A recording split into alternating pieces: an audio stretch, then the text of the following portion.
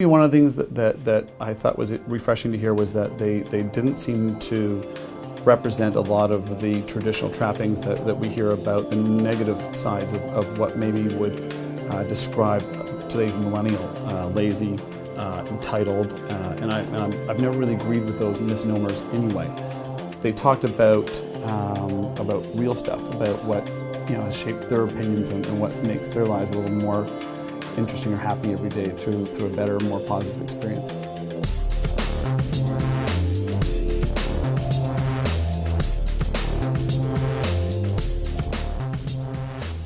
Getting to the root of the answers that everybody's trying to figure out.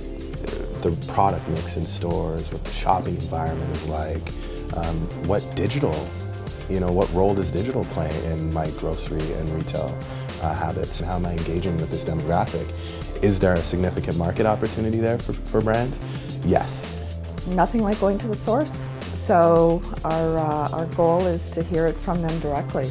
So we have a mix in the room of baby boomers, millennials. It'll be interesting to see the interaction between the two groups. Technology plays a role. This group has grown up with access to information, unlike some of us older groups, and they know how to leverage it, and they want to leverage it. So I think for retailers, they're going to need to step that up a little bit and help them with their in-store experience through the use of their either apps for their phones or some other way of helping transfer the information.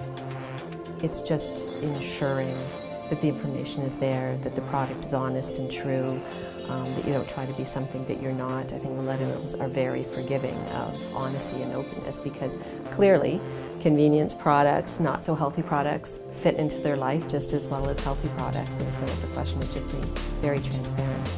It's so wonderful to hear right from their mouths exactly what they think and what they're doing.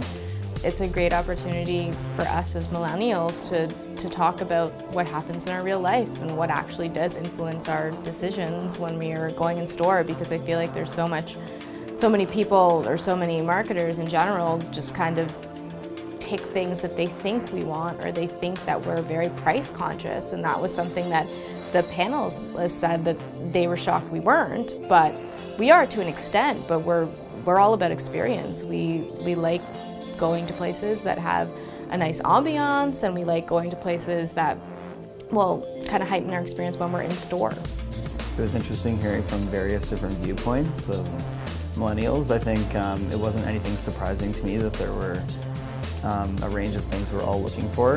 I think hearing from the executives in the business was also really helpful, and it kind of makes you think of things that I didn't think of necessarily before, like logistical challenges and looking to fit as much stuff into one small store as you can, and cost per square foot and stuff like that.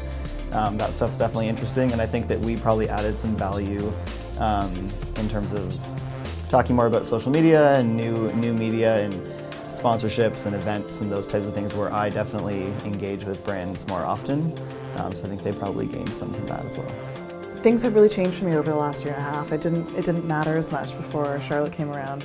So there has been a big transition for me, and being able to express what I'm looking for was great. Being able to communicate that I do want more information and I want to know where my food comes from, and have them listen and understand that it is important to me. When you look at the Canadian marketplace and the fact that they are currently 30% of our nation's population, it really provides great opportunity for those brands or retailers who have the foresight to engage with this demographic that is actively purchasing products now, and then also evolving into forming families.